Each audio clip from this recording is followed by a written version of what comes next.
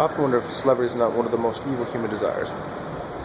As it stands, it means interacting with a large mass of people with no way to reciprocate. There's virtually no reciprocity in that kind of relationship. It means that people support you, they'll buy your things, they'll come to your events, they will pay for things, and they'll generally build all the energy around you that allows you to profit from your life.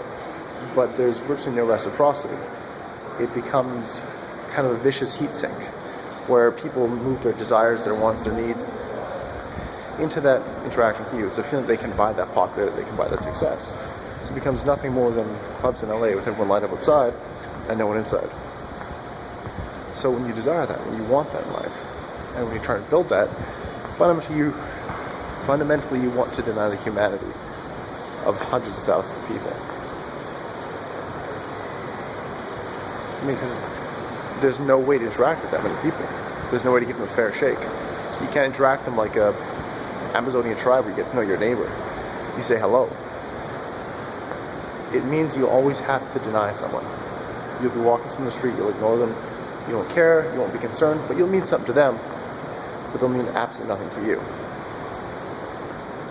Now, desiring that life seems absolutely horrifying, doesn't it? Be honest. How many people, even watching this, do you think you could really resist that kind of celebrity? You'd be an asshole too. You'd find reasons to justify your behavior, and you'd find people willing to accommodate it. I mean, maybe that's a bit nihilistic, but unless you had a very firm moral grounding, you had the right people around you, and you thought, you contemplated your action, you questioned, you self-created, you become an active, knowing member of the world. It's kind of odd to do that in a world where the exact industry is to create fantasy, to create something that is unreal. Once people have access to your brain through lots of media, we all create these fantasies. We all have these, we're imaginative people, we're imaginative creatures. That's just part of our nature. And so these people that would see nothing in you as a human being make up an integral part of your life and how you think about yourself. It's kind of like Hercules. It's like, imagine the old Hercules story with the Greeks. Were actually real people at the time, and you meet the people and they're really not quite what they're built to be. So fundamentally we have to look at a lie.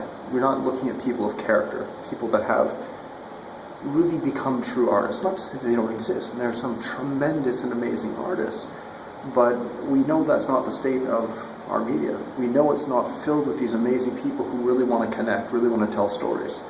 There's always this question about actors not being storytellers. No, they're kind of the instrument of story.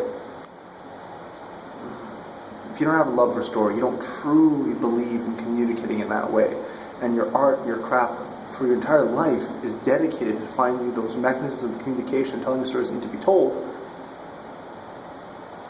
then you can seriously mess a lot of people up. Because it has a lot of responsibility. Storytelling is an incredible responsibility. And it impacts the world around us. I mean, Plato, I think he made it a bit off when he's talking about controlling art, but it has a lot of power. And there's so many... Let me reiterate. It has a lot of power, and that power can be abused. So it comes to asking about how we're going to be responsible with it. If we're going to be good.